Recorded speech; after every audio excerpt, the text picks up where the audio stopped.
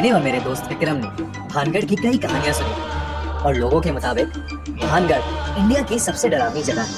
वहाँ सूरज ढलने के बाद अंदर जाना कानूनन मना है। कहते हैं इस किले में राजकुमारी रत्नावती रहती थी, जिसकी खूबसूरती की चर्चा दूर दूर तक की जाती थी। किले के पास एक सिन्हई नाम का तांत्रिक रहता था, जो राजकुमारी की सुंदरता से मंत्रमुग्ध हो गया था और किसी भी कीमत पर राजकुमारी को हासिल करना चाहता था। एक बार राजकुमारी अपने दोस्तों के साथ बाजार में इत्र खरीदने के लिए निकली। उस तांत्रिक ने ये देखा और इत्र में काले जादू की मदद से ऐसा कुछ मिलाया जिसे लगा के राजकुमारी उसके वश में हो जाती। किसी नगरवासी को इसकी भनक लग गई और उसने राजकुमारी को जाके ये सब बता दी। ये सुन के राजकुमारी ने वो इत्र की बोतल महल के बाहर फेंक दी और वो चट्टान पर जा गिरी। काले जादू के कारण वो चट्टान उस तांत्रिक की ओर आकर्षित हुई और उसे कुचल डाला। अपनी आखिरी सांसें लेते हुए उसने पूरे भानगढ़ को एक श्राप दी। भानगढ़ अब कभी सुखी नहीं रह पाएगा और यहाँ जो कोई भी निवास करेगा सब मारे जाएंगे। उसे कुछ ही दिनों बाद मुगल योद्धाओं ने भानगढ़ में घुस के उस पर कब्जा कर लिया।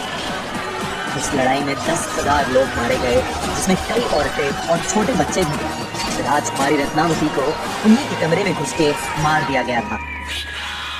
कहानियों की माने तो आज भी वहाँ उन लोगों की आत्माएं घूमती हैं और जो भी इंसान सूरज ढलने के बाद वहाँ गया है वो कभी वापस नहीं लौटा।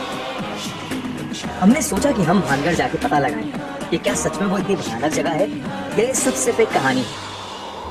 करीब रात 8 बजे गार्ड को कुछ पैसे देके हम अंदर घुस गए। अंदर घुसते ही कुछ ऐसा लग रहा था जैसे हवा रुक गई हो और एक अजीब सी घुटन हो रही थी। हमने किले के 1-2 चक्कर लगाए, लेकिन हमें कहीं कुछ भूतिया नहीं मिला। मुझे एक जरूरी कॉल करना था और नेटवर्क के चक्कर में मैं किले के एक दूसरी तरफ चला गया। जैसे ही मैंने कॉल मिलाया तभी मुझे किसी लड़की की चीख सुनाई दी और मैं भागा भागा विक्रम के पास लौटा, पर वो वहाँ था ही नहीं। मैंने उसे काफी आवाज लगाई, विक्रम विक्रम, पर कोई जवाब नहीं आया। तभी मुझे ऊपर के कमरे से एक थम करके आवाज आई तो मैं उस तरफ चलने लगा। जैसे ही मैं सीढ़ियां चढ़ रहा था वैसे ही मुझे पायल की छन-छन सुनाई दी और मुझे लगा कि मेरी बगल से कोई लड़की भागी और मुझे काफी ज्यादा डर लगने लगा था।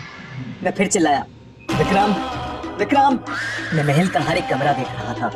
तभी मुझे एक कमरे की खिड़की की तरफ विक्रम खड़ा दिखा और मेरी जान में थोड़ी सी जान आई। विक्रम, कहाँ था यार तू? जल्दी चल यहाँ से, गलत आ गए हम यार, प्लीज चल यहाँ से, चल जल्दी से। विक्रम ने कोई जवाब नहीं दिया। मैंने जैसे ही उसका हाथ पकड़ा वैसे ही पीछे के दरवाजे से मुझे विक्रम की आवाज सुनाई दी।